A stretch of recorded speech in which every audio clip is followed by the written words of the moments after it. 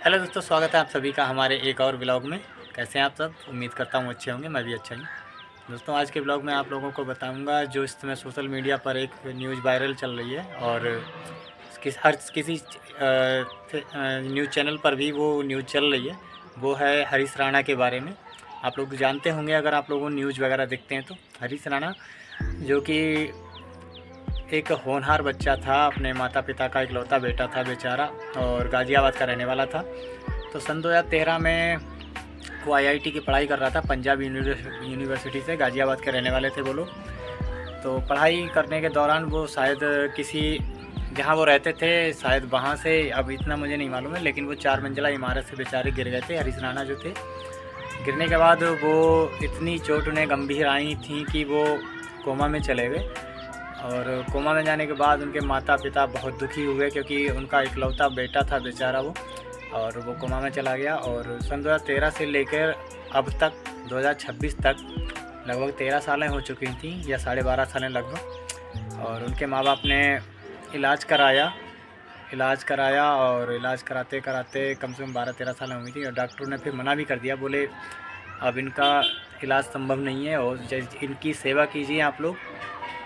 तो सेवा करते करते बेचारे वो लोग थक भी गए। 12-13 सालें बहुत हो जाती हैं, इलाज करवाना इतना रुपया कौन, और बेचारे माँ बाप बूढ़े भी हैं उनके, तो इतना इलाज में रुपया भी खर्च हो गया, फिर भी स्वास्थ्य उनका सही नहीं हुआ। ये है वो हरीश राणा जो गाज़ियाबाद में रहते हैं और 2013 में पढ़ाई के दौरान किसी 4 मंजिला इमारत से गिर गए थे। और देखिए कितनी सुंदर तस्वीर है ये, और काफ़ी स्मार्ट भी लगता था बंदा, लेकिन यार किस्मत को कुछ और ही मंजूर था। और आज वो उसे इच्छा मृत्यु की स्वीकृति मिल गई है सरकार की तरफ से।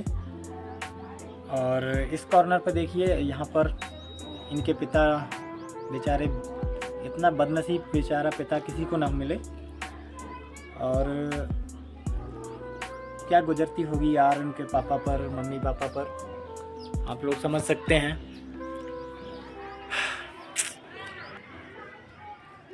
दुनिया के सबसे मैं कहूँगा कि सबसे बदनसीब माँ बाप जो कि हरीश राणा के माता पिताजी हैं। वो कोई भी माँ बाप अपने बेटे को अपने संतान को मारना नहीं चाहता है, ठीक है, लेकिन वो बेचारे भी क्या करेंगे। उन्होंने कहा था एक इंटरव्यू में, एक न्यूज़ चैनल को बताया भी था कि अगर मैं इसकी इच्छा मृत्यु नहीं चाहूँगा तो मेरे बाद इनकी देखभाल कौन करेगा।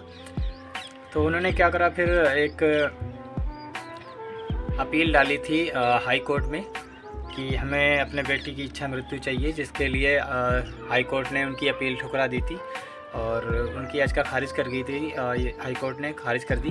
उसके बाद उन्होंने दरवाज़ा खटखटाया फिर सुप्रीम कोर्ट का, जहां से उन्हें सफलता प्राप्त हुई। अभी 4 दिन पहले की ही बात है। तो अभी उनको इच्छा मृत्यु की स्वीकृति मिल गई है सुप्रीम कोर्ट की तरफ से, और राष्ट्रपति हैं या प्रधानमंत्री हैं, जो भी हैं, उनकी तरफ से उन्हें इच्छा मृत्यु की स्वीकृति मिल गई है। असल में वो भी बेचारे थक गए हैं यार, बूढ़े बुजुर्ग माँ बाप हैं, कम से कम उन्हें 12 सालें हो गई इलाज कराते हुए। अब वो भी इतना रुपया कहाँ से लाएंगे। और उसके बाद फिर क्या है, अब हरीश राणा को एम्स में ले जाया जाएगा या फिर किसी हॉस्पिटल में ले जाया जाएगा, जहाँ से कि जो उन्हें खाना दिया जाता है, जो नलियाँ उनके शरीर में पड़ी हुई हैं, उन नलियों को जिनसे ज़िंदगी उनकी चल रही है, वो सारे कनेक्शन काट दिए जाएंगे। जैसे कि खाना है, श्वास नली है, ये सारी हटा दी जाएंगी, जिससे कि वो सीधे इस जीवन से मुक्ति पा सकेंगे आराम से। क्योंकि माँ बाप चाहते नहीं हैं, लेकिन क्या करें, बेचारे वो भी बुज़ुर्ग हैं, मजबूर हैं।